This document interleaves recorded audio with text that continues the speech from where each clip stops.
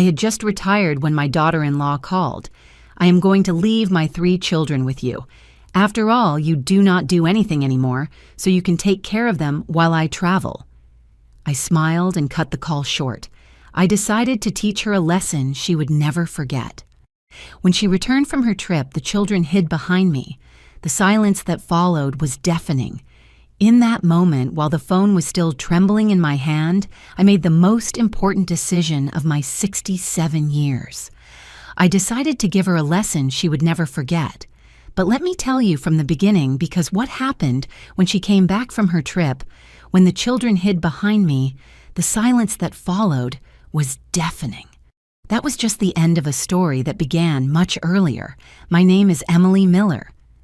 35 years teaching at Lincoln Elementary had prepared me to deal with difficult children, complicated parents, and impossible situations. But nothing, absolutely nothing, had prepared me for Jessica. That afternoon, I was sitting in my living room enjoying my second day of retirement. Do you know what it is like to work since you were 22 and finally at 67 have time for yourself? I had waited for this moment my entire life. My table was full of brochures, the Grand Canyon, Yellowstone, Napa Valley, places I always dreamed of visiting but never could, because first it was raising Michael alone after his father died in that bus accident, and then it was years of sacrifice to pay for his education. The phone rang at 4 in the afternoon. I saw Jessica's name on the screen and hesitated to answer. Whenever she called, it was to ask for something. Emily, she started without even saying hello. She never called me mother-in-law, much less mom. I have an incredible opportunity in Miami. It is a multi-level marketing conference that is going to change our lives. Multi-level marketing. Another one of her pyramid schemes where she always lost money. The kids cannot miss 2 weeks of school. She continued, "So I will leave them with you." "Excuse me?" My voice came out like a whisper. "Oh, do not play deaf. I told you I am going to leave Jacob, Sarah, and Noah with you. After all, you do not do anything anymore, so you can take care of them while I travel. It is perfect now that you do not work. You have all the time in the world. I do not do anything anymore." I felt my blood boiling. This woman who never worked an honest day in her life, who lives off my son like a parasite, was telling me that I did nothing. "Jessica, I have plans." "Plans?" She laughed with that high-pitched laugh I detested so much. What plans can a retired old lady have? Knitting? Watching soap operas? Please, Emily, do not be ridiculous. I am dropping them off tomorrow at 7 in the morning, and do not give them junk food like last time. Last time? The last time I saw my grandkids was 6 months ago at Christmas, and only for 2 hours because according to her they had to go to their other grandparents' house, the important ones, the ones with money. I am not going to babysit them, Jessica. What do you mean, no? You are their grandmother. It is your obligation. Besides, Michael agrees. Lie. My son did not even know about this, I am sure. He worked 14 hours a day at the factory to maintain this woman's whims. If you want to see your grandkids ever again, you better cooperate, she threatened, because I decide if they have a grandmother or not. And that was when something inside me broke, or rather something inside me woke up. If you knew me, you would know that Mrs. Miller never stayed silent before an injustice, and this woman had just declared war on me. Fine, Jessica, I said with the sweetest voice I could fake. Bring them tomorrow. That is how I like it, and do not spoil them. You know they are difficult children, but that is because you never knew how to raise Michael. If he had had a decent mother... I hung up before she finished the sentence. I sat there looking at my retirement certificate framed on the wall. 35 years, shaping generations, and my own daughter-in-law treated me like a free servant. But if I learned anything in all these years, it is that the best lessons are not taught with words. I took my cell phone and dialed a number I had not used in years. Linda? Yes, it is Emily. I need your help. Do you remember what you told me about the hidden recorders you used in your divorce? Uh-huh. Perfect. And another thing, is your sister still working in Child Protective Services? Excellent. I hung up and poured myself a chamomile tea. Tomorrow the real education would begin, but it would not be for the children. Jessica was about to learn the most important lesson of her life. Never ever underestimate a retired teacher with free time and a desire for justice. If you are liking this story and want to keep discovering how a determined grandmother can change the destiny of a whole family, subscribe to the channel so you do not miss any detail of what is to come. Because believe me, this is just beginning. That night, I could not sleep. While I tossed and turned in bed, memories of 35 years hit me like waves against rocks. How did we get to this? How did I allow my own family to treat me like an old piece of furniture that only serves when they need it? It all started when Michael was barely 3 years old. His father, my David, left one rainy October morning for a business trip. The bus went off the road on the highway curves. What an irony, right? 23 dead. David was passenger number 24, but he survived 3 days in the hospital. 3 days in which I spent our savings of 5 years trying to save him. Take care of our son were his last words. Make him a good man. And boy did I try. I was left with $50 in the bank account, a 3-year-old boy, and a teaching degree. The first years were a hell I do not wish on anyone. I worked double shifts morning at the public school afternoons, giving private tutoring. Michael ate before me. If there was money for shoes, they were for him. If there was enough for a toy on his birthday, I pretended I was not hungry that night. My mother, God rest her soul, used to tell me, "Emily, you are going to kill yourself working like this. Find another husband, someone to provide." But I looked at my Michael with those brown eyes just like his father's, and I knew no stepfather was going to love him like I did. No strange man was going to give him the love I could give him. So I kept going alone. The sacrifices were endless. I remember one Christmas when Michael was 8. I had saved for 6 months to buy him the bicycle he wanted so much. On Christmas Eve, while he slept, I realized I did not have money for Christmas dinner. I sold my only ring that was not my wedding band, a family heirloom, for $20, just to make a proper roast dinner. Michael never knew. For him, his mother was invincible. His mother could do anything. And that is how it had to be. When he reached high school, expenses multiplied. Books, uniforms, bus fare, supplies. I continued with my double shift, but now I also sold homemade cookies on Sundays at the church. My hands look at my wrinkled hands stained with swollen joints from kneading dough at 4 in the morning. But it was all worth it when Michael got into college, industrial engineering at the State University. Pride overflowed me. My son, the son of the widow Miller, the one who grew up without a father, was going to be an engineer. It was in his 3rd year when Jessica appeared. "Mom, I want you to meet someone special," he told me one Sunday after church. There she was with her pastel pink dress, her perfect smile, her shiny black hair falling in waves over her shoulders. She looked like a porcelain doll. She hugged me with a warmth that completely disarmed me. "Oh, Mrs. Miller, Michael has told me so much about you. I admire you so much. Raising such a wonderful son alone, you are my hero. How was I not going to fall into her trap? I, who had spent 20 years without a sincere hug that was not from my son, suddenly had this pretty little girl calling me a hero. The first years were good, I am not going to lie. Jessica came to the house, helped me cook, told me about her humble family. Her father was a construction worker, her mother sold sandwiches. That is why I understand you so much, Mrs. Miller. You and I know what it is to struggle. Lies. Everything was a lie, but I was so happy to see Michael in love that I did not want to see the signs. They got married when Michael graduated. I paid for half the wedding with my retirement savings. It is an investment in my son's happiness I justified to myself. Jessica cried with emotion, or so I thought then. Now I know she cried because she expected a more luxurious wedding. The change was gradual, like poison administered in small doses. First were the subtle comments. "Oh, mother-in-law, what a pity Michael did not have a father figure. It shows in his lack of ambition.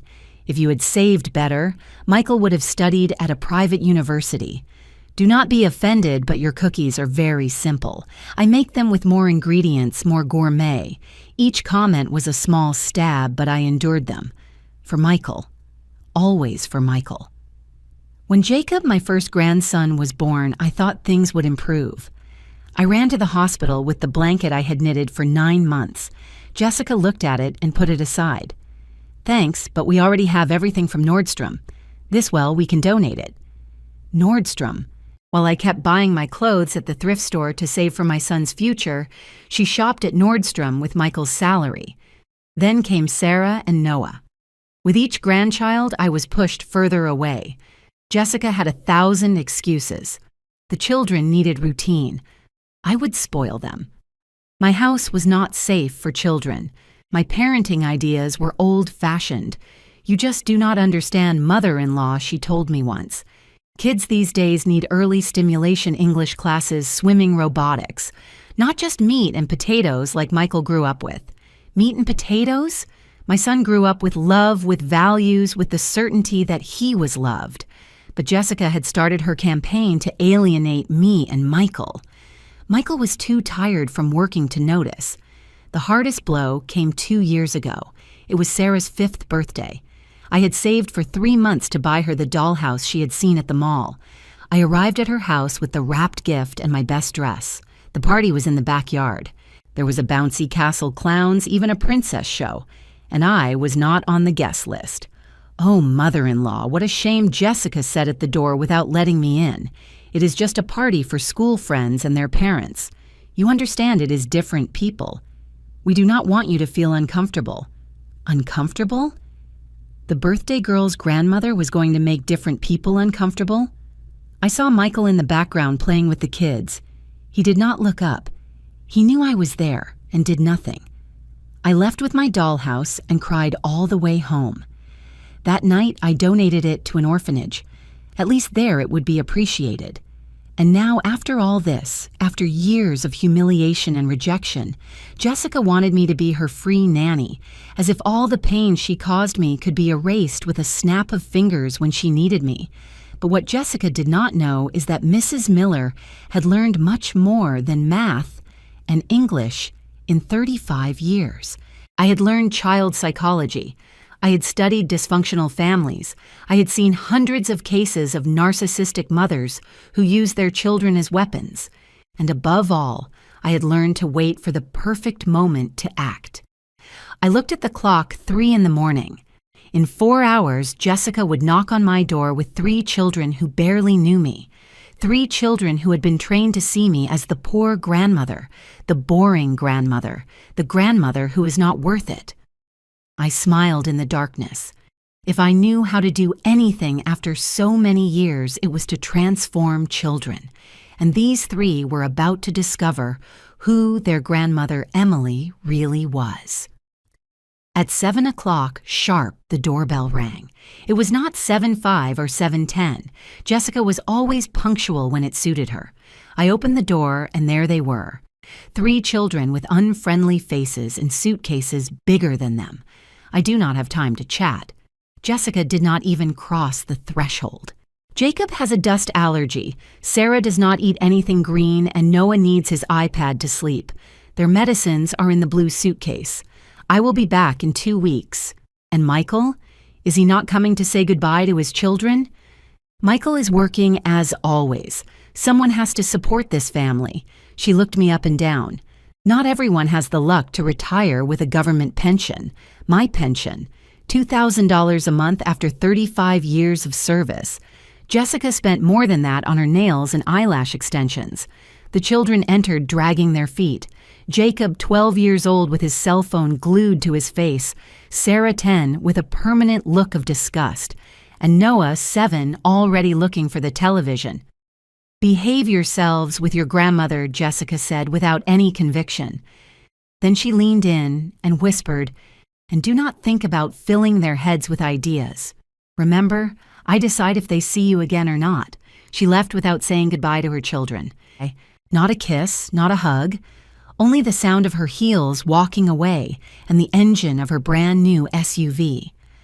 I stood there with 3 children looking at me as if I were the enemy.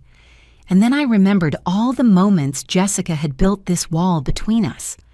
Like that time 3 years ago when I wanted to give Michael $5,000 for the down payment on a used car. Jessica intercepted the money. "Oh, mother-in-law, we better use it for the kids' tuition. Education comes first. Do you not think? I never saw a receipt for that tuition." A month later, Jessica appeared with a Louis Vuitton bag. "A friend gave it to me," she said when I asked. "A friend?" "Sure. Or when my sister Rose died and left me $10,000. I told Michael excitedly, thinking about finally fixing the roof of my house that leaked every storm. Jessica found out. Mother-in-law Michael and I are in a difficult situation. The company where I work went bankrupt, another one of her failed MLM schemes, and we urgently need that money. We will pay you back with interest. Interest? 2 years have passed and I have not seen a dime. My roof still leaks and now I have to put buckets every time it rains. But Jessica's trip to Cancun with her friends last year that she could pay for. Grandma, where is the Wi-Fi? Jacob snapped me out of my thoughts. I need the Wi-Fi now. The modem is broken. I lied. I had unplugged it on purpose. What? It cannot be. Mom! Mom! He started screaming as if he were being tortured. Your mom is already gone, Jacob, and screaming is not going to bring the internet back. You are the worst grandmother in the world. That is why nobody loves you. There it was. Jessica's poison coming out of my grandson's mouth. It did not hurt me. I was already prepared. I am hungry, interrupted Sarah. But I am not going to eat anything you cook. Mom says you cook horribly, and that is why Dad is so skinny. And I want to watch YouTube, added Noah. At home, I watch YouTube all day. I looked at the three of them. Perfect products of neglect disguised as modern parenting. Children who knew no limits, who did not understand respect, who had been programmed to despise me. But then I remembered the exact moment Jessica crossed the final line. It was last Christmas. I had prepared my specialty roast turkey with gravy green bean casserole fruit punch. I had cooked for 2 days. I arrived at her house with the dishes still hot. The kids ran to the kitchen, attracted by the smell. Do not touch that, screamed Jessica. We do not know in what conditions your grandmother prepared it. We better order pizza. Pizza? On Christmas Eve? I watched as she threw my food in the trash without even tasting it. The children looked at me with pity as if I were a beggar who had brought scraps. It is just that Grandma's food is very greasy, Jessica explained to them, and her kitchen has cockroaches. Lie. My kitchen is cleaner than an operating room, but Michael was there watching it all and only said Jessica knows what is best for the children. That night, I decided my son was lost, but my grandkids maybe still had salvation. Grandma, do something. We are bored. Jacob threw a cushion on the floor. You know what? I told them calmly. Your mom asked me to take care of you, not to entertain you. There is food in the kitchen, water in the tap, and beds to sleep in. If you need anything else, you will have to earn it. Earn it? Sarah seemed offended. We are children. We do not have to earn anything. In this house, everyone contributes. That is how I was raised. That is how I raised your dad, before your mom spoiled him, and that is how these 2 weeks are going to work. I am going to tell my mom you are mean, threatened Noah. Tell her. And while you are at it, tell her I found her Facebook page very interesting, especially the photos from Puerto Vallarta last month when she was supposedly at a training course. The children fell silent. They did not understand what I was talking about, but they sensed their grandmother was not the same as before. That first night was hell. Jacob kicked his bedroom door. Sarah cried for hours, demanding her special food. Noah wet the bed on purpose. They wanted to break me just like their mother had tried to break me for years, but that was when I made the discovery that would change everything. At 2 a.m, I heard sobbing from Sarah's room. It was not a tantrum, it was real tears. I entered silently and found her hugging a crumpled photo. What do you have there, my child? She jumped and hid the photo under the pillow. Nothing. Go away. But I had seen enough. It was a photo of me with her when she was a baby, one of the few times I could hold her before Jessica started her campaign of alienation. "Do you miss your mom?" I asked, sitting on the edge of the bed. "No," she answered very fast. Too fast. Mom always leaves. I am used to it. I am used to it. There it was. The first crack in the armor. Jessica had not only abandoned me, she had abandoned her own children using money and gifts as a substitute for love. "Sarah, how often does your mom go on trips?" "I do not know, once a month, sometimes more. She always says it is for work, but nothing. I should not talk about that. Mom says family problems are not told to others. Family problems are not told. The golden rule of abusers, silence." I stood up and walked to the door. Before leaving, I turned around. "Sarah, would you like to learn how to make the nut cookies you liked so much when you were little?" Her eyes lit up for a second before turning off. "Mom says your kitchen is dirty. Your mom says many things. Why do not you check for yourself tomorrow?" I closed the door, leaving Sarah with her thoughts. The first seed was planted. What I did not know then was that Jacob's phone, the one he could not use without Wi-Fi, had messages that would reveal Jessica's darkest secret. Messages that would explain why she had really gone to Miami. And when I discovered them, I understood that I was not only saving my grandkids, I was saving my entire family from a woman who was much more dangerous than I ever imagined. The second day dawned differently. I already had my plan in motion. At 6 in the morning, before the children woke up, Linda arrived with a shoebox. "Here is everything you asked for," she whispered, handing me the package. 3 recorders the size of a button, a camera that looks like a smoke detector, and this. She took out a manila envelope. "The credit records you asked for. Emily, your daughter-in-law, has debts of $30,000, all in Michael's name." My heart sank. My poor son had no idea. "And your sister from Child Protective Services? She comes tomorrow at 3 like a casual routine visit. But Emily, you need concrete evidence if you want to do something legal." Evidence. That was exactly what I was going to get. When the children woke up, breakfast was on the table. Pancakes shaped like animals, fruit chopped into little stars, chocolate milk.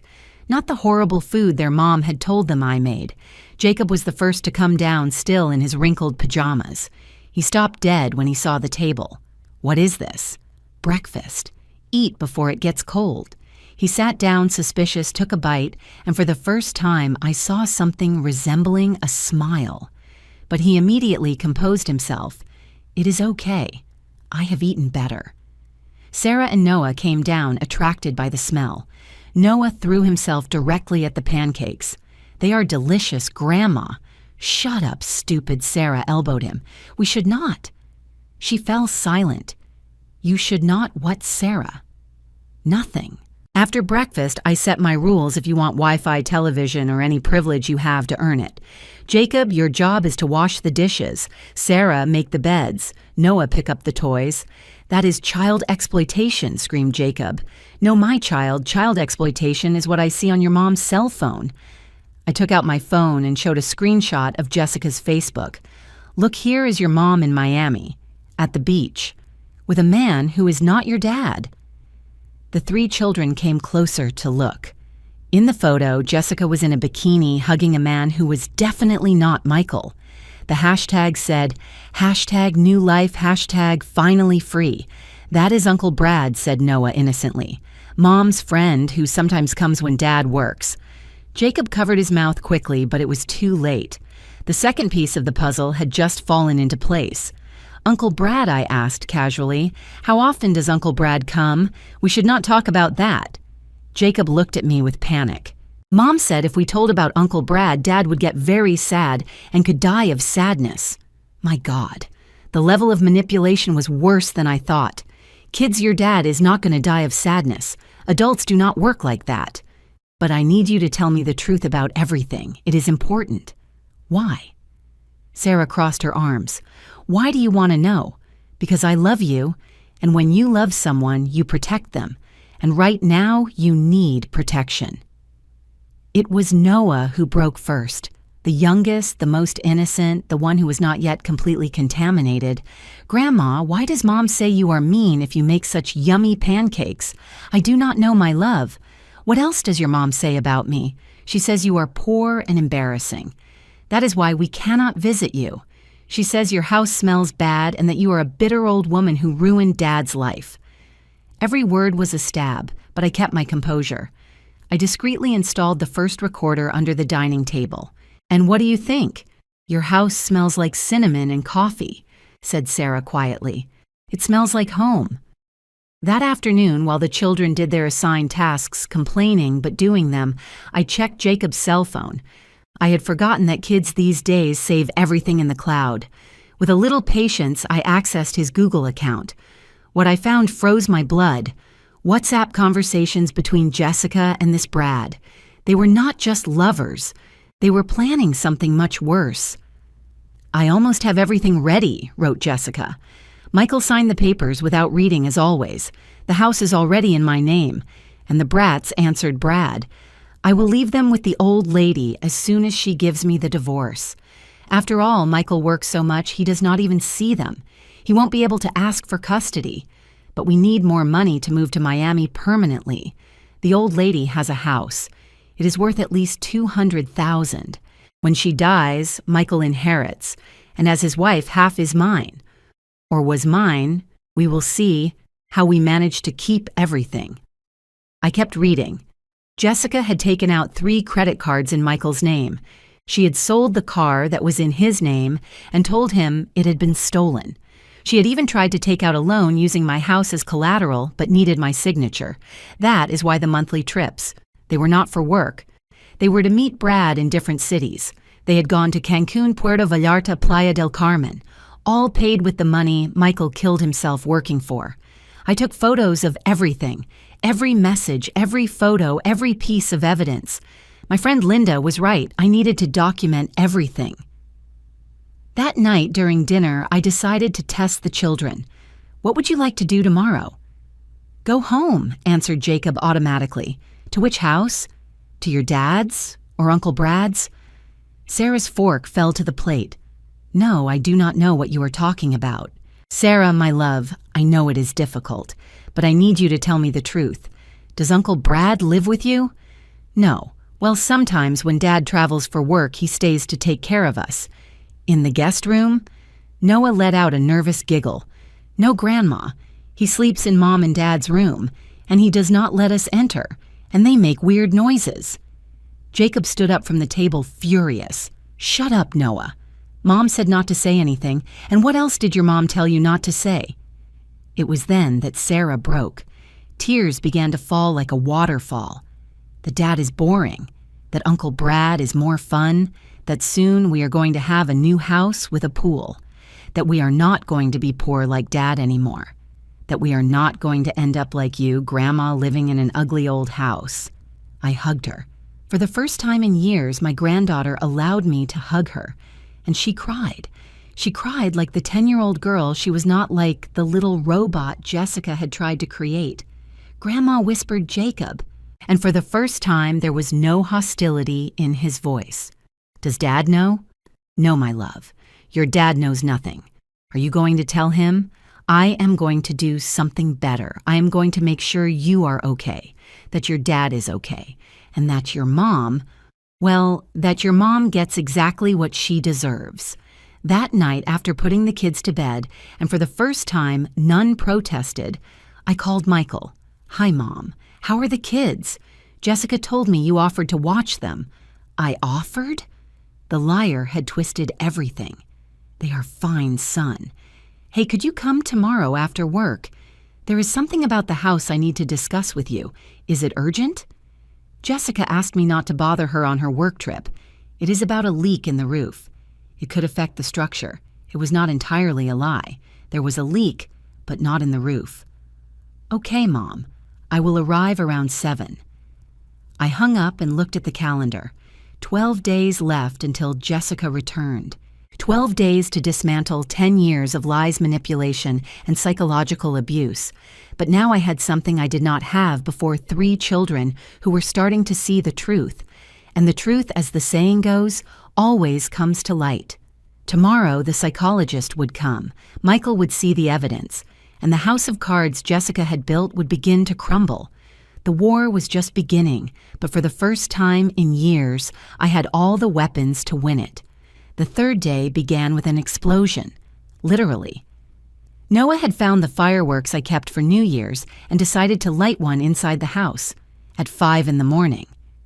"Grandma, the house is burning," screamed Sarah. I ran with the extinguisher that thank God I always keep in the kitchen. The firework had scorched the dining room curtain and filled everything with smoke.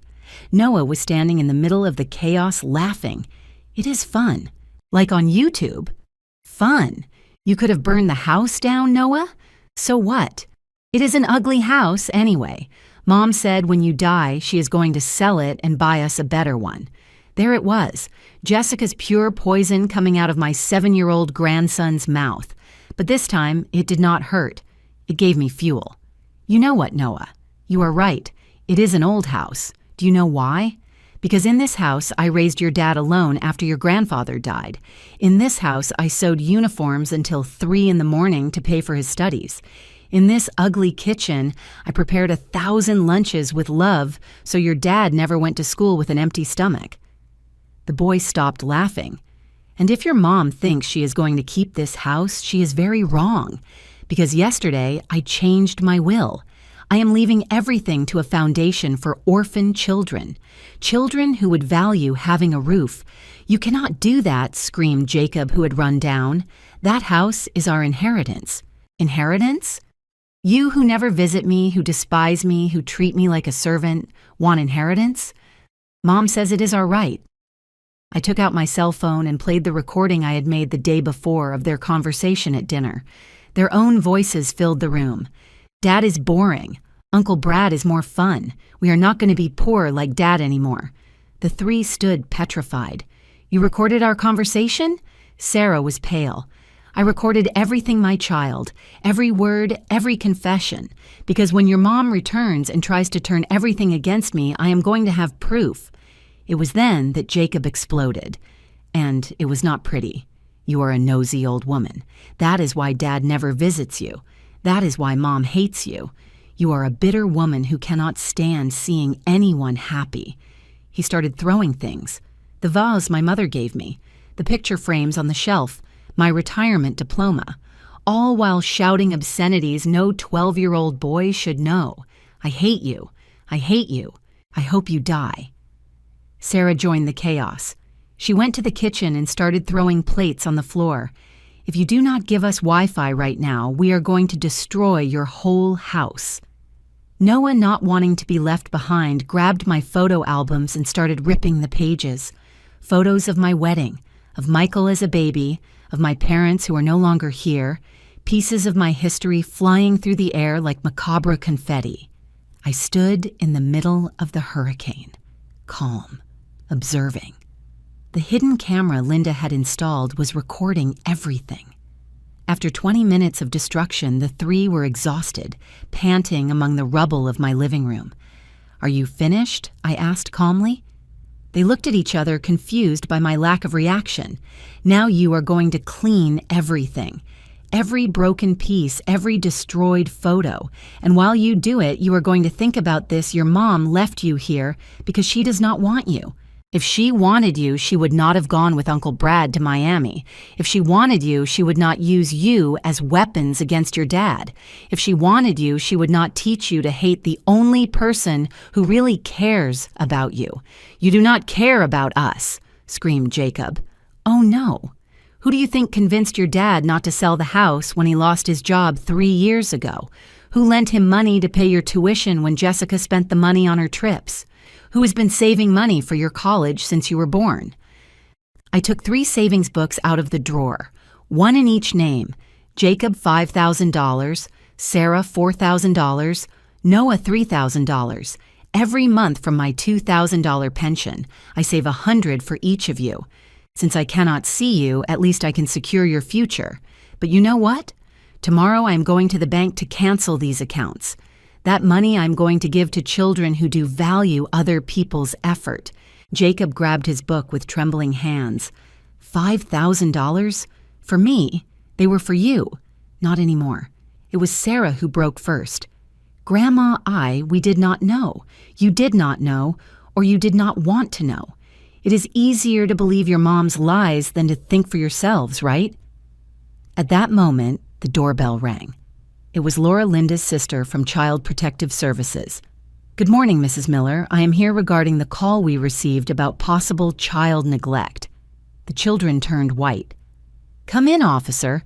As you can see, the children just had an episode. Laura observed the destruction, took out her camera, and started taking photos. The children did this. Mom says it is their way of expressing themselves, murmured Noah. Your mom encourages them to destroy other people's property?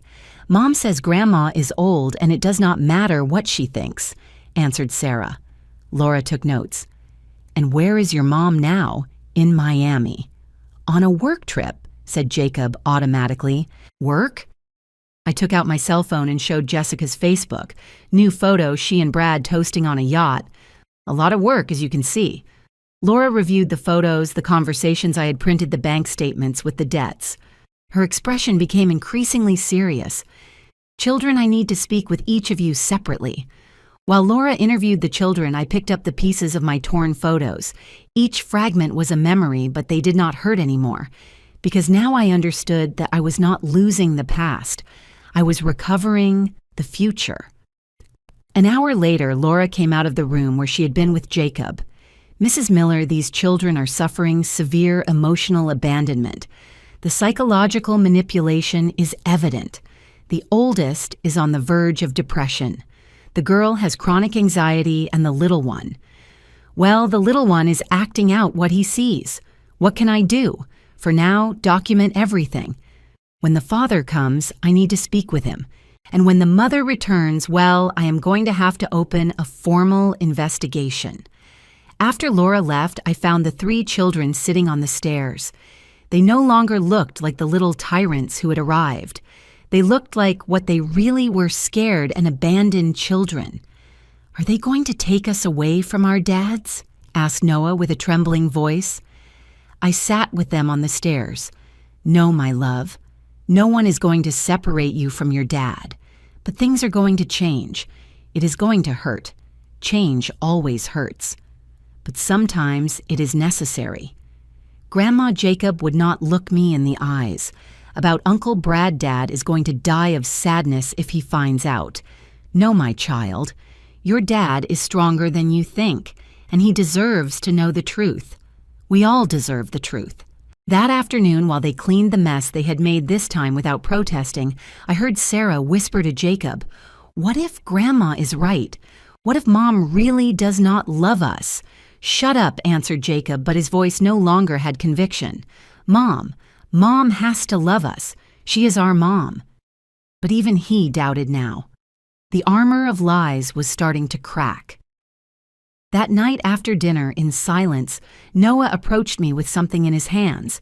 It was a torn photo he had tried to stick with tape. The photo of his dad on his graduation day. "I am sorry, Grandma. I tried to fix it." I hugged him.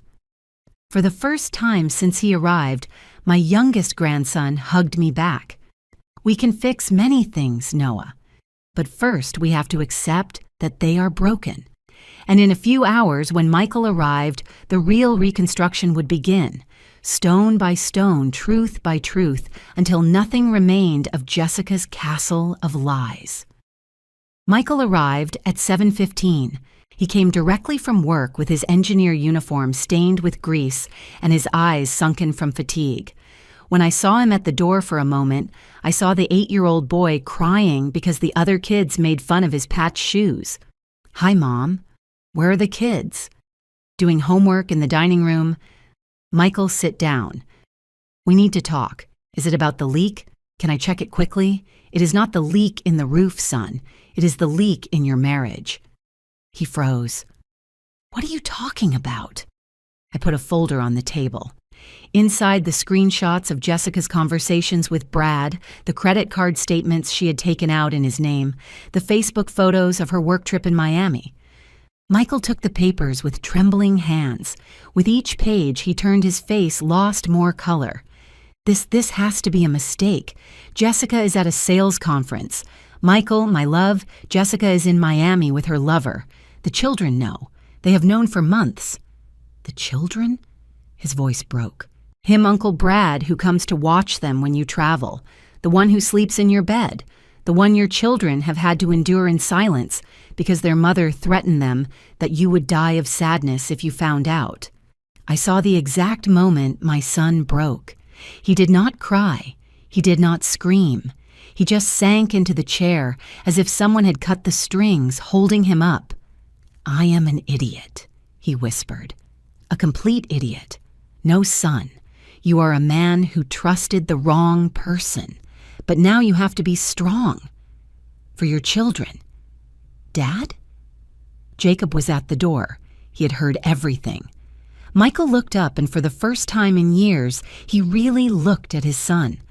Not the spoiled child Jessica had created, but the scared teenager who desperately needed his father. Jacob's son, we already knew, Dad. We have known for a long time. Sarah and Noah appeared behind their brother. The three stood in the doorway as if they were afraid to approach. "Come here." Michael opened his arms. And for the first time I do not know how long I saw my grandkids run to hug their father. The four cried together while I prepared coffee. Sometimes tears are the first step to healing.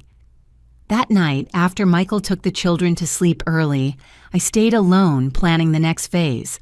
Jessica had underestimated the retired teacher, but now the teacher was going to give her a lesson she would never forget. The following days were intense. Michael took vacation the first in 3 years and practically moved into my house with the children. Together, we implemented what I called Project Respect.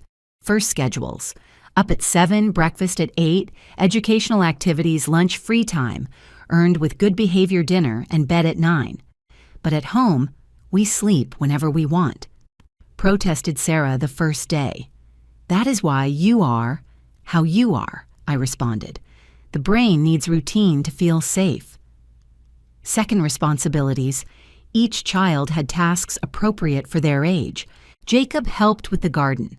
Sarah in the kitchen, Noah organized the games. "This is exploitation," murmured Jacob while pruning the plants. "No, this is family corrected, Michael.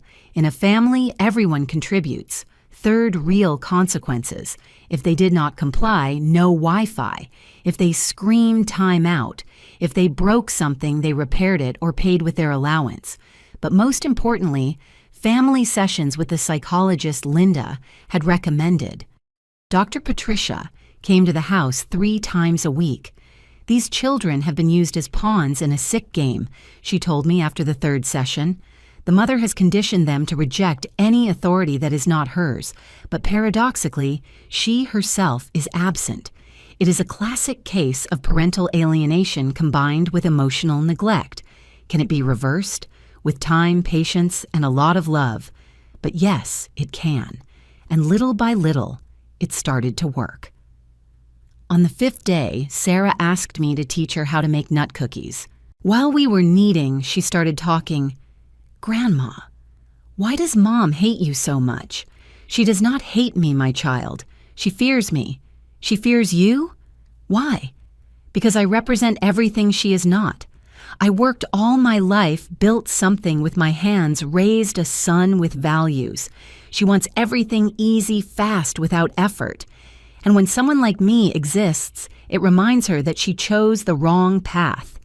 Is Mom a bad person?" I pondered my answer. "Your mom is lost. She made wrong decisions, and now she is so deep in her lies she does not know how to get out.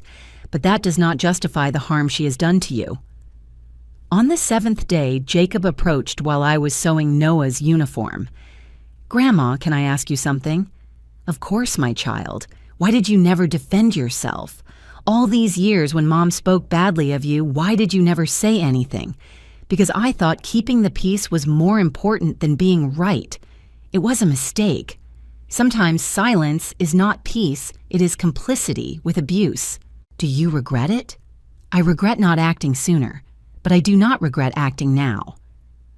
On the 8th day, something extraordinary happened. Noah, my youngest grandson, the most damaged by neglect, brought me a drawing. It was our family, Michael, the 3 kids, and me in the center. Jessica did not appear. "And your mom?" I asked softly. "Mom is traveling," he answered. "She is always traveling. But you are always here." That night, Michael and I had a conversation we should have had years ago. "Mom, I am so sorry. I failed you as a son. No, Michael, I failed you as a mother. I should have taught you to recognize the signs. I should have protected you better. How did I not see what was happening? Because love blinds us, son. And because manipulators are experts at making us doubt our own perception. What am I going to do when she returns? That is what we are preparing for. I have a plan. And boy, did I have a plan." With Linda's help, I had contacted a lawyer specializing in divorces involving parental alienation. With Laura from Child Protective Services, we had a complete file. With Dr. Patricia, we had psychological evaluations of the children. On the 9th day, the children did something that left me speechless. They organized a dinner for their dad and me. They cooked with supervision, set the table, even made a centerpiece with flowers from the garden. It is to say, "Thank you," explained Jacob, no longer a trace of the hostile boy who had arrived. "Thank you for not giving up on us." During dinner, Michael took out his cell phone. Jessica messaged me. She says she arrives in 5 days and hopes the kids are ready. Ready for what? Asked Sarah. Michael looked at me. It was time to tell them. "Kids, when your mom returns, things are going to change a lot. Dad is going to ask for a divorce." I expected crying protest drama. Instead, Noah asked, "Are we going to be able to keep coming to Grandma's?" "You are going to live with me," said Michael, "and you are going to see your grandma every day if you want." "And Mom?" Jacob tried to sound indifferent, but I saw the pain in his eyes. "Your mom will have to make decisions, but whatever happens, you are going to be okay. I promise you." That night, while tucking Noah in, he told me, "Grandma, you know what? I do not miss the iPad anymore." It was a small miracle, but big changes always start with small miracles. 5 days left for Jessica's return. 5 days to finish preparing everything. Because when she crossed that door, she would not find the broken children she had left, nor the submissive mother-in-law she expected to manipulate. She would find a united family, strong and ready for battle. And I, the retired old teacher, who according to her did nothing, was about to give her the most important lesson of her life. Never ever underestimate the power of true love over manipulation. The 10th day began with a revelation that changed everything. Sarah came to my room at 6 in the morning with red eyes from not sleeping. "Grandma, I need to tell you something. Something I have not told even Dad." I sat on the bed and hugged her. "What is wrong, my child?" "Mom." Mom has another cell phone, one Dad does not know about. She hides it in her makeup bag. One day I saw it by accident and... She fell silent, trembling. "And what did you see?" "Photos. Many photos. Of her with Uncle Brad. But also there were documents, papers from a bank in Miami, and something about a house she bought there." My heart stopped. "A house in Miami?" "Yes. And there was more. An email from a lawyer about custody. Mom wants to take us to live in Miami with Uncle Brad. It said something about Mexico not having an extradition treaty for civil cases or something like that. My God, Jessica not only planned to abandon Michael, she planned to steal the children and disappear. Is there anything else I should know?" Sarah hesitated, then took something out of her pajamas. It was a USB drive. I copied everything. I do not know why I did it. Maybe because deep down I knew someday someone would need to see it. I hugged her tight. My 10-year-old granddaughter had to carry this secret alone, being braver than many adults. I plugged the USB into my old computer. What we found was devastating. Not only was there evidence of the house in Miami, bought in Brad's name with money Jessica had been siphoning from the joint accounts for 2 years, there was also a detailed plan. Phase 1, convince M that I need a training trip to Miami. Phase 2, during my absence, Brad will empty the house of everything valuable. Phase 3, upon returning, I will provoke a fight with the old lady. I will make it look like she mistreated the children.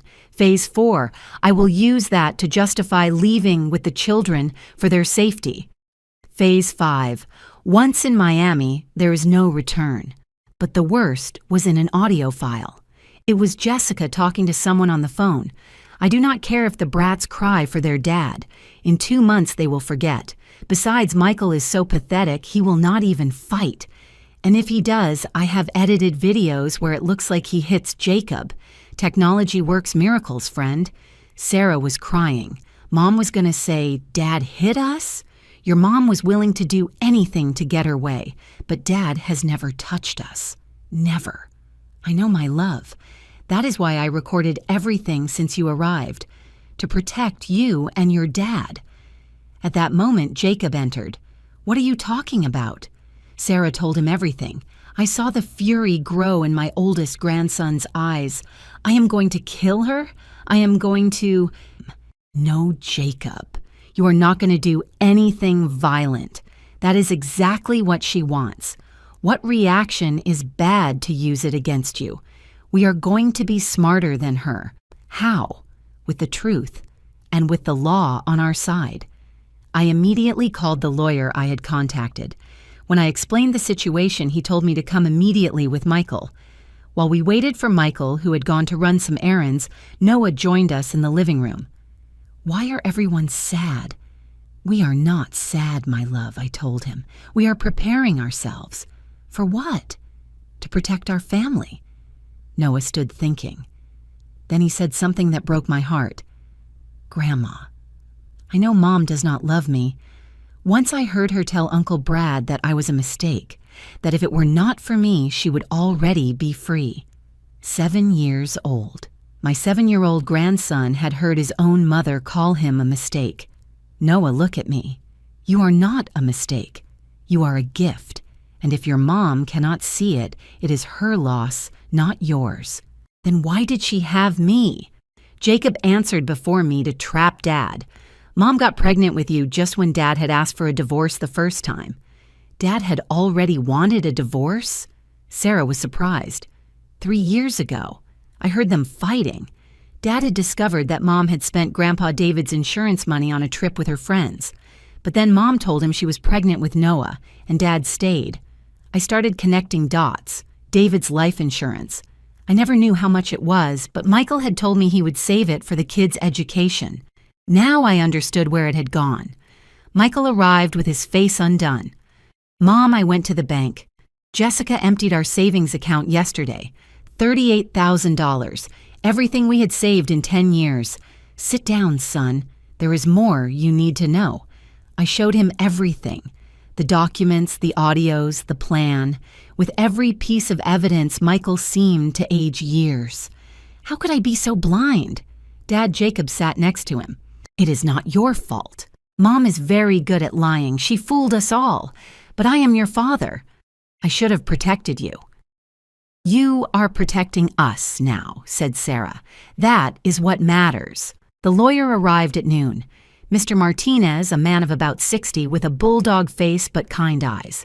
With all this evidence, we can not only prevent her from taking the children, but also request a restraining order. Attempted flight with minors is a serious crime. Besides financial fraud, we are talking about jail. I do not want her to go to jail, said Michael. I just want my children safe. Dad, she was going to accuse you of hitting us, Jacob reminded him. She was going to destroy you. Even so, I do not want your children to see their mother in prison. Martinez nodded. I understand we can negotiate. She gives up custody, returns the money, and there are no criminal charges. But we need to act fast. If she suspects something? She arrives in 4 days, I said. Perfect. Enough time to prepare everything. After the lawyer left, we all sat in the living room. My little living room that had seen so much history. Kids started Michael. I want you to know that whatever happens with your mom, I am always going to be here. And your grandma, too. Is Mom going to go to jail? Asked Noah. We do not know, but she is going to have to face the consequences of her actions. Are we going to see her again? Sarah tried to sound indifferent, but it was her mother, after all. That will depend on her and on what the judge decides is best for you. That night, while eating stew that I had made with Sarah's help, Jacob said something that filled me with pride. "Grandma, thanks for not giving up, for fighting for us when not even we did it. I will always fight for you. Always." "You know," added Sarah, "these have been the best days of my life. For the first time, I feel like a family." "Me too," said Noah with his mouth full of stew, "and Grandma's food is not horrible. It is the best in the world." We laughed. For the first time in years, we laughed like a family. But while the kids watched a movie in the living room, Michael and I had a more serious conversation in the kitchen. "Mom, I am scared. What if Jessica becomes violent? What if she tries to take the children by force?" "That is why we have the plan. The day she arrives, the children will be at Linda's house. The police will be alerted. The lawyer will be present. She will not be alone with them for a minute. And if the kids miss her later, and if they hate me for separating them from their mother, the children will miss the mother they never had, not the one they have. And with therapy and love, they will heal.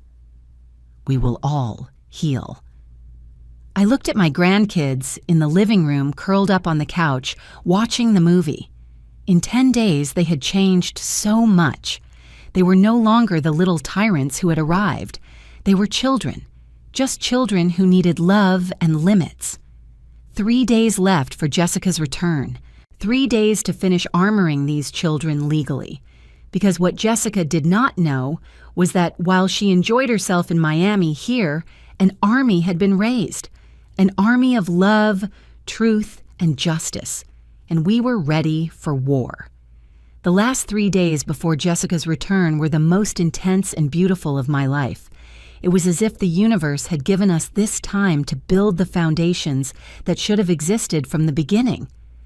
Day 11 dawned rainy. While preparing breakfast, I found Jacob in the living room looking at a photo album he had rescued from the destruction of the first day. "That is Dad." He pointed to a photo where Michael was his age. Yes, he had just won the state math contest. "Look at his face of pride. He looks like me." "No, my child, you look like him. And not only physically, you have his intelligence, his nobility. Only you had buried it under pain." Jacob turned the page. There I was, 35 years old, with my first group of students. "You looked happy, Grandma." I was happy. Teaching was my passion, like cooking, like loving you. "Why did you let Mom take you away from us?" I sat next to him, out of cowardice. I thought if I did not make waves someday, she would change. But abusers do not change with submission. They get stronger. "Grandma, do you think I am like Mom? Sometimes I feel so much rage inside. Rage does not make you bad, Jacob.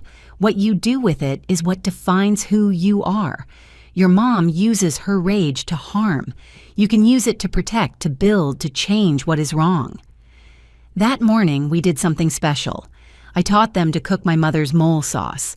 32 ingredients, 4 hours of preparation. A ritual I had waited to share with them for years. "Why is it so complicated?" asked Sarah while we ground the chilies. "The best things in life require time, patience, and love. There are no shortcuts for what is really worthwhile." Noah was in charge of toasting the spices. His little face of concentration was pure poetry. "It smells like Christmas," he said. "It smells like tradition," I corrected, "like history." "This sauce was made by my great-grandmother, your great-great-grandmother. She survived the revolution, 2 world wars, and now lives in us. Are we history?" Noah seemed amazed by the idea. "We are living history, my love. Each of us carries the stories of those who came before." While we cooked, Michael worked at the dining table with the lawyer signing documents, preparing the legal strategy. From time to time, he looked at us with a sad smile. "Dad looks different," observed Sarah. "Your dad is waking up from a very long dream," I explained. "It hurts to wake up, but it is necessary." That afternoon, Dr. Patricia came for a special family session. I want each one to write a letter to Jessica, not to send it to her, but to get out what you carry inside. Jacob wrote 3 pages of fury, Sarah a page of questions. Noah drew his mom as a monster with suitcases instead of hands. Michael wrote only 1 line, I forgive you, but I do not allow you more harm. I wrote, I failed as a mother-in-law by not stopping you sooner. I will not fail as a grandmother. Now, said the doctor, I want you to burn them. Let go of the pain. In the backyard, under the light rain, we burned the letters in a clay pot. While the paper turned to ash, Noah asked, Are we free now? Now we start to be free, answered the doctor. Day 12 was practical preparation. Linda came with her sister Laura from Child Protective Services. The day Jessica arrives, the children will be at my house, explained Linda. It is better they do not witness the initial confrontation. But I want to see Mom's face when she realizes we know everything, protested Jacob. No, my love, I intervened. Revenge is not our goal. Protection is. Laura reviewed all the documents. With this, we can request emergency custody for Michael. Jessica won't be able to approach the children without judicial supervision. And if she comes with this, Brad Guy asked Michael, we will have a patrol car nearby. Any sign of violence, and they intervene. That night, while the children slept, I found Michael in the garden looking at the stars. What are you thinking, son? About Dad. Do you think he would be disappointed in me? Your father would be proud that you are finally doing the right thing. I took too long, but you arrived. That is what counts. Mom, how did you raise a son alone? How did you find the strength? I did not find it. I built it. Day by day, decision by decision, just like you are building it now. On day 13, the last day before Jessica's return, we decided to do something special, a real family day. We went to the park where I used to take Michael when he was a boy. The kids ran, played, got dirty. For the first time in years, I saw them simply being children. Grandma, look. Noah had climbed the highest tree. I can see the whole city. Be careful, I yelled, but Michael stopped me. Let him, Mom. He needs to feel brave. Sarah and I sat on a bench to eat corn with chili. Grandma, when Mom returns, all this is going to end. No, my child. This is just beginning. What is going to end is the fear, the manipulation, the lies. And if Mom cries, whenever she cries, Dad forgives her everything. Not this time. This time your dad has something stronger than your mom's manipulation. What? The truth. And you to protect. Jacob approached us with cotton candy for everyone. I spent my allowance, but it was worth it. That is my grandson, learning that giving is worth more than receiving. At sunset, we returned home. The children were exhausted but happy. While I prepared dinner, I heard them talking in the living room. Remember when Mom brought us here? Asked Noah. Mom never brought us here, answered Jacob. Mom never took us anywhere that was not the mall. But Grandma did, said Sarah. In just 13 days, Grandma has given us more than Mom in years. My heart swelled with love and sadness at the same time. During dinner, Michael made an announcement. Tomorrow is going to be a difficult day, but I want you to know that no matter what happens, we are family. And true families protect each other. Mom is not family, asked Noah, confused. Mom is your biological mother. But family? Family is who is here when things get difficult. Family is who loves you unconditionally. Then Grandma is more family than Mom, concluded Noah with the simple logic of children. That night, while tucking them in each one, told me something I will keep in my heart forever. Jacob said, Grandma, thanks for not giving up on me even though I was horrible to you. Sarah said, Grandma, I want to be like you when I grow up, strong and brave. Noah said, Grandma, can I call you Mom Emily? I already have a mom, but I need a real mom. I could not hold back the tears. You can call me whatever you want, my loves. I will always be your grandma who loves you. Michael and I stayed in the kitchen until late, reviewing the plan for the next day. At 10 in the morning, I take the children to Linda's house. At 11, the lawyer comes. At 11:30, the patrol will be on the corner. Jessica said she arrives at noon, and we will be ready. Before sleeping, I looked at the photos of these 13 days I had taken with my old cell phone. The transformation was impressive. From 3 broken and hostile children to 3 healing, laughing family children. Tomorrow, Jessica would return expecting to find her submissive mother-in-law and her emotionally abandoned children. Instead, she would find the consequences of her actions. She would find that true love is always stronger than manipulation. She would find that the family she had despised had become an impassable wall protecting the children she had used as weapons. And I, the retired old teacher, was ready to give the last lesson, the most important one, the definitive one. It was 11:58 in the morning. Michael and I were sitting in the living room with lawyer Martinez by our side. The documents were on the coffee table like soldiers ready for battle. My cell phone showed a message from Linda. The children are fine, playing in the garden. They suspect nothing. At 12:03 we heard the engine of Jessica's SUV. My heart was beating so fast I was sure Michael could hear it. "Calm down, Mom," he told me, taking my hand. "She no longer has power over us." The door opened without knocking. Classic Jessica entering as if it were her house. She came tanned with a new dress that probably cost more than my monthly pension, dragging a Louis Vuitton suitcase. "Oh, it is so hot," she exclaimed, without even looking at us. "Michael, what are you doing here? You should be working." "Where are the kids? I hope you have not spoiled them, Emily. I have enough work as it is." She fell silent upon seeing the lawyer. "Who is this?" Jessica Michael stood up. His voice was firm, nothing like the exhausted man who had arrived 13 days ago. "We need to talk." "Talk about what?" "I am tired from the trip. The kids and I are going home." "The kids are not here," I said calmly, "and they are not going anywhere with you." Her face changed. The mask of sweetness cracked a little. "Excuse me?" "Michael, what does this mean?" Lawyer Martinez cleared his throat. "Mrs. Jessica, I am Mr. Martinez. I represent Mr. Michael in the divorce process and emergency custody he has initiated." "Divorce?" She let out a nervous laugh. "Michael, darling, what did your mother do to you now?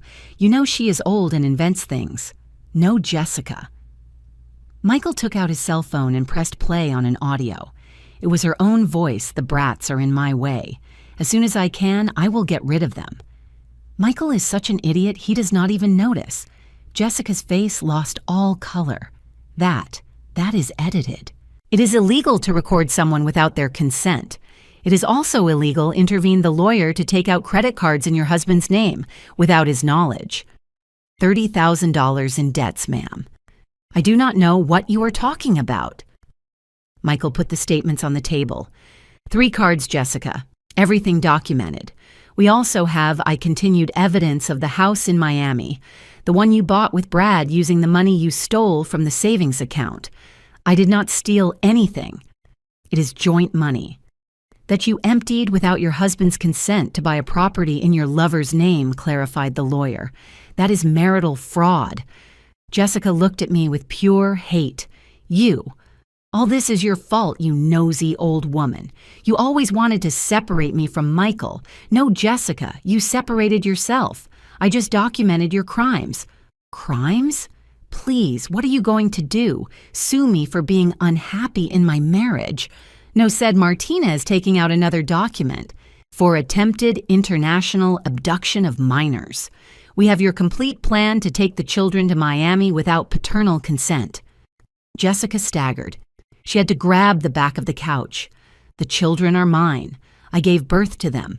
Children are not property," I answered. "And after 13 days with me, they made a decision.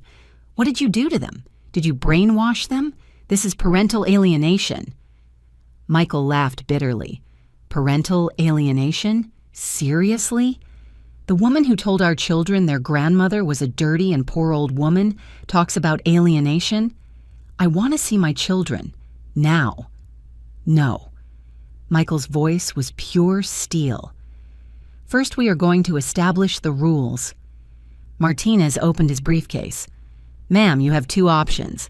First, accept the divorce, give up custody, return the stolen money, and leave without making a scene. In exchange, we do not file criminal charges. And the second, we fight in court. With the evidence we have, you will not only lose the children, but you will face charges for fraud, attempted child abduction, and psychological violence. 3 to 5 years in jail." Jessica dropped onto the couch. For the first time since I met her, I saw her without a mask, and what I saw was pathetic and empty woman who had built her life on lies. "You cannot do this to me. I have rights." "The children also have rights," I said. "Right not to be manipulated, used, emotionally abandoned. I never abandoned them." "Oh no? How many trips have you taken this year, Jessica?" 18. "We have it documented. 18 times you left your children to go with Brad. That is a lie." I took out my cell phone and showed the Facebook photos. She and Brad on every trip while her children stayed with the neighbor, with anyone but their father or grandmother. The children know everything, Jessica. They know about Uncle Brad. They know he sleeps in their dad's bed when he is not there. They know you call them brats. They know you plan to take them to Miami. I want to talk to them. "Not as long as you do not sign the papers," said Michael. Jessica took out her cell phone. "I am going to call Brad. He is a lawyer. He is going to defend me." "Go ahead," said Martinez. "But I inform you that Brad has already been notified that he is involved in a fraud case. I doubt he wants to sink deeper." She dialed. Once, twice, 3 times. Brad did not answer. "He abandoned me," she whispered. "The wretch abandoned me." "Like you abandoned your family," I said. She stood up abruptly. "This is not going to stay like this. I am going to get my children back. I am going to—" "Mom?" We all turned around. In the doorway was Sarah. She had escaped from Linda's house. "My love." Jessica ran towards her, but Sarah backed away. "Do not touch me." "Sarah, my child, what did they do to you? What did this old woman tell you?" "Grandma did not tell me anything. You said it all. In your messages with Uncle Brad. In your lies. In every time you left us. I worked to give you a better life? No. You traveled with your lover while we believed we were orphans with living parents." Jacob and Noah appeared behind their sister. Linda came running behind them. "I am sorry, Emily.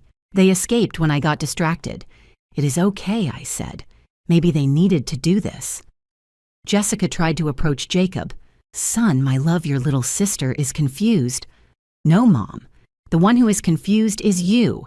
If you think we are going back to you, I am your mother." "A mother does not call her son a mistake," said Noah with his little voice. "I heard you. You told Uncle Brad I was a mistake." Jessica paled. "No, I did not. You are inventing. A mother does not steal her children's college money," added Jacob. "A mother does not use us as an excuse for her lies," continued Sarah. "A mother protects us," the 3 said in unison, "like Grandma." The silence that followed was deafening. I could hear the tick-tock of the wall clock, the hum of the refrigerator, even Jessica's ragged breathing. "You are going to pay for this, Emily, I swear. You do not know who you are messing with. I know perfectly well who I am messing with a narcissist who confused kindness with weakness. But it is over, Jessica. Sign the papers and leave. And if I do not want to—" Michael stood up. "Then we see you in court, and believe me, with what we have, you will not only lose the children, you will lose everything." Jessica looked at her children one more time. For a moment it seemed she was going to cry. But narcissists do not cry for others, only for themselves. She grabbed the papers, signed them with fury, and threw them on the table. "I hope you are happy. You just took a mother away from these children." "No," answered Noah with a maturity improper for his 7 years. "We just gained a family." Jessica left, slamming the door. The engine of her SUV roared and drove away, taking 10 years of toxicity with it. The children ran to hug their dad. The 4 cried, hugging, while I prepared chamomile tea for everyone. Is she gone forever? asked Sarah. I do not know, answered Michael honestly. But if she returns, it will be on our terms. And if she does not return? Noah's voice trembled. I sat with them on the floor, something I had not done in years. If she does not return, we will keep moving forward. Because love is not begged for my children. Love is given freely, or it is not love. Jacob looked at me. Grandma, are you okay? I am better than okay, my child. For the first time in 10 years, this family is free. That night, while we ate the tamales, we had prepared days before, Michael raised his glass of hibiscus water. To Grandma, to the woman who saved us all. To Grandma screamed the children.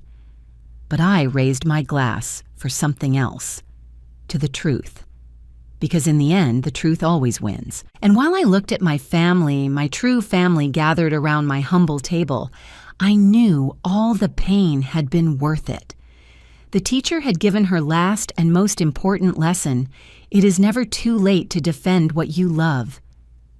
3 weeks had passed since Jessica left slamming the door. 3 weeks of peace that were broken one Thursday afternoon when she appeared without warning, but this time, she did not come alone. I was in the garden with the children teaching them to plant tomatoes when we heard voices at the entrance. I demand to see my children. I have a court order. Michael had gone to work. We were alone.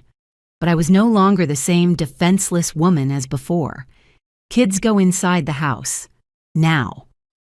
But Grandma? Began Jacob. Now. They obeyed. From the window, 3 scared little faces watched. In the entrance were Jessica, a man I assumed was Brad, and a woman with a folder. Mrs. Miller, the woman, introduced herself. I am from Social Services. We received a report of child abuse and neglect against you, of course. Jessica's counterattack. Perfect, I answered calmly. Come in, check whatever you want. Jessica smiled with malice. I also reported that my husband is an alcoholic and violent, and that you cover for him. Brad added, we have witnesses who will confirm everything. Witnesses? I laughed. Paid how much? The social worker, a young woman named Patricia, seemed uncomfortable. Ma'am, I need to speak with the children alone. Of course. But first, can I show you something? I took out my cell phone and played a video. It was from day 3 when the children destroyed my living room. It was clearly seen how I remained calm while they acted violently. This is what Jessica calls abuse, not responding to violence with violence. Patricia watched attentively. The children did this? Ask them. Ask them also why they did it. That proves nothing, screamed Jessica. This old woman has threatened them. At that moment, Michael arrived. He had left work early. Behind him came Lawyer Martinez, and to my surprise, Laura from Child Protective Services.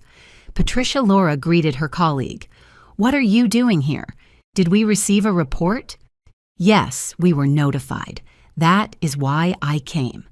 This family is under my supervision since 3 weeks ago. I have a complete file. Laura took out a thick folder. Psychological evaluations of the children therapy reports, evidence of emotional abandonment by the mother attempted international child abduction. That is false. Jessica was losing control. We also have this. Michael took out his cell phone. Recordings of Jessica admitting the reports are false. He pressed play. It was a conversation between Jessica and Brad from that same morning recorded because Brad, trying to save himself, had started recording everything. It does not matter if it is true or not, said Jessica's voice. I just need CPS to believe me to get the brats back. With them in my power, Michael will give me whatever I want. Brad went pale. You told me you did not know I was recording? Imbecile. Jessica slapped him. Patricia, the social worker, was open-mouthed. Mrs. Jessica, this is very serious. Making false reports is a crime. I want to talk to my children. Talk to them, I said. But from here.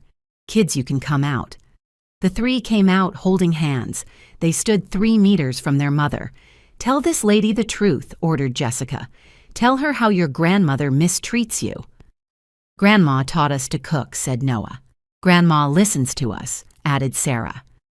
Grandma loves us, concluded Jacob. You just use us. She brainwashed them.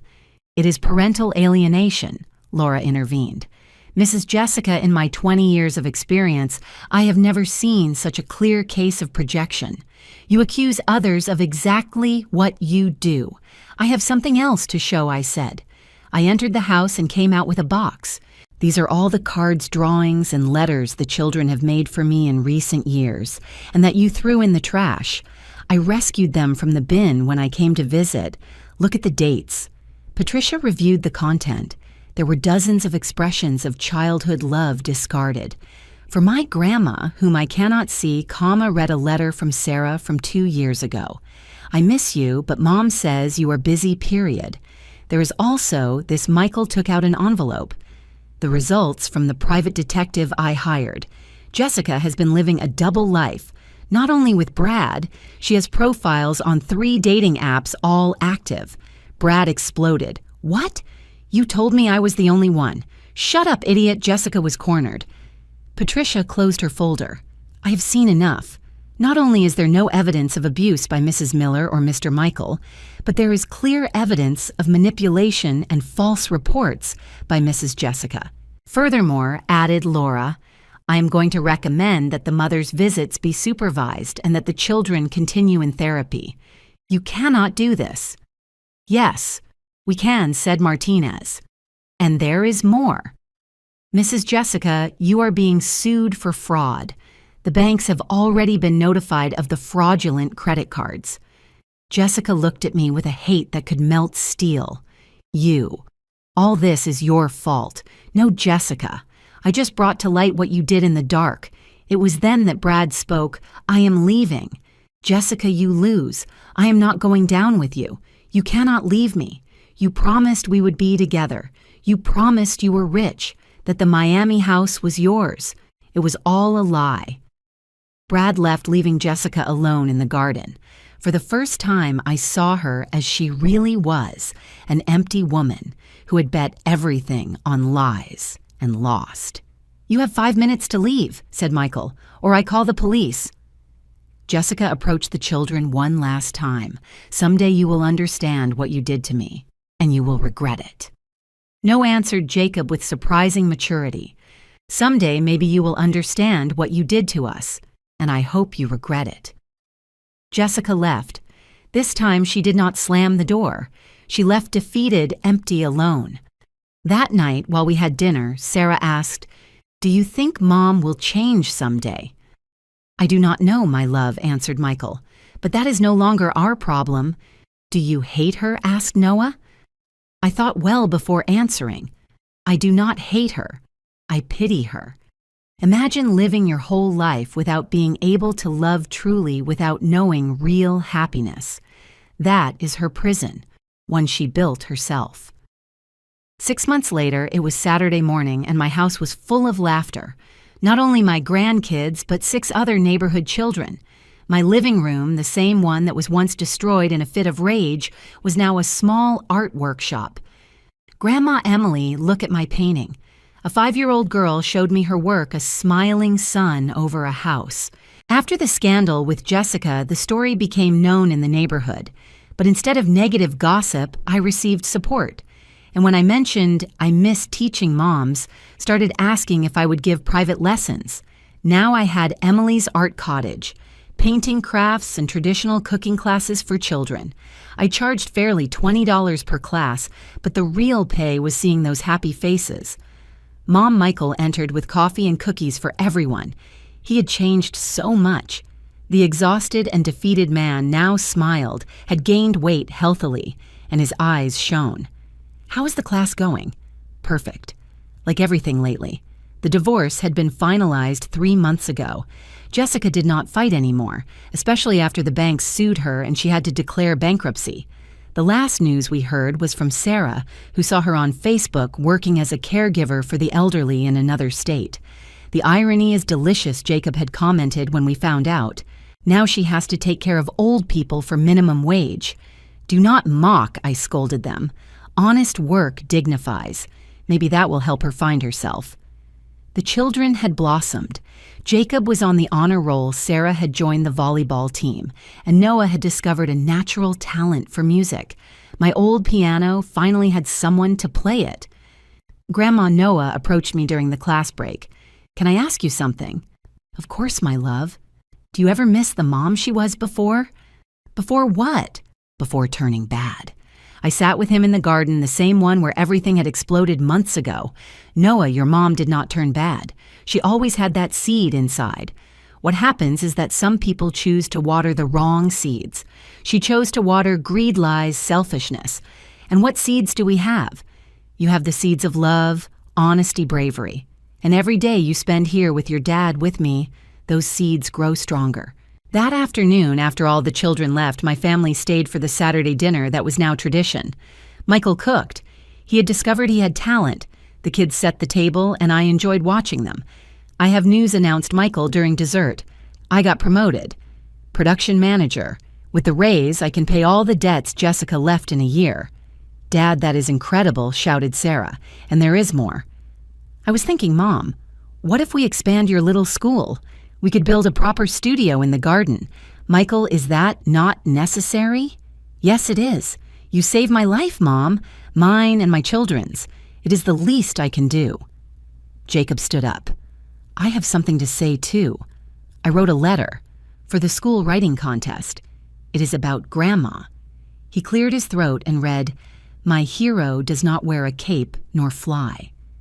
My hero is 67 years old, has wrinkled hands from working so much, and the biggest heart in the world. My hero is my grandmother, who taught me that true love is not bought with expensive gifts or luxury trips. It is built with patience, with limits, with presence. My grandmother saved me from becoming a monster.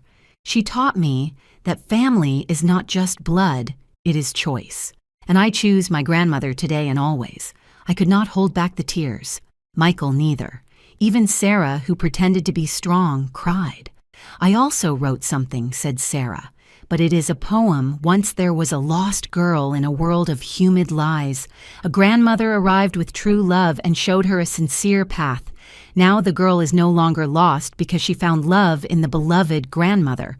Noah did not want to be left behind. I did not write anything, but I made you this." He took out a drawing. It was all of us in front of the house holding hands. Above, he had written with his child handwriting, "My real family." That night, after everyone went to sleep, Michael and the kids stayed on weekends, I went out to the garden. The full moon illuminated my tomato plants that were already starting to bear fruit. I thought of David, my husband. I did it, my love. I raised our son. And now I am raising our grandkids. Not how we imagined, but I am doing it. I thought of Jessica alone somewhere taking care of elderly people for crumbs. "I hope you find peace," I whispered to the wind. "I hope one day you understand that love is not manipulated, it is cultivated." And I thought of myself, the retired teacher who did nothing anymore. I smiled. I had never done so much. I had never been so useful. I had never been so happy. The following Monday, while preparing the next art class, I received an unexpected call. "Mrs. Miller? This is the principal of Lincoln Elementary. We heard about your little art school. We were wondering if you would be interested in giving workshops here, too. Paid? Of course. Life was giving me back everything I had sown with interest. But the best reward came a month later. It was Mother's Day.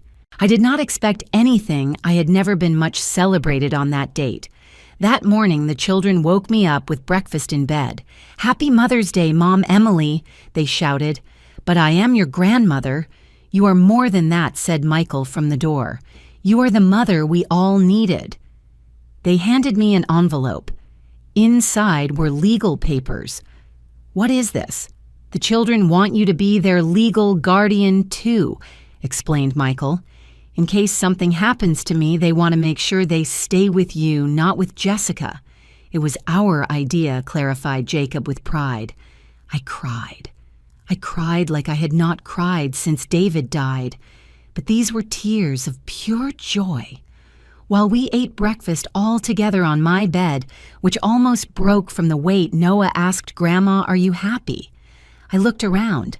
My recovered son, my healing grandkids, my house full of life and purpose. I am more than happy, my love. I am complete. And it was true, because in the end it was not Jessica who lost. It was us who won. We won freedom. We won peace. We won true love. The teacher had given her last lesson, but the learning would continue forever. Because that is family, a classroom where we never stop learning to love. If this story touched your heart, if it reminded you that it is never too late to defend what you love, if it inspired you to set healthy boundaries, share it. Leave your comment telling us where you are reading from. Sometimes grandmothers who seem to do nothing are the ones holding the whole world together. And remember, respect is not begged, for it is earned. And when someone does not offer it, it is time to demand it. Subscribe for more real-life stories where true love always finds a way to win.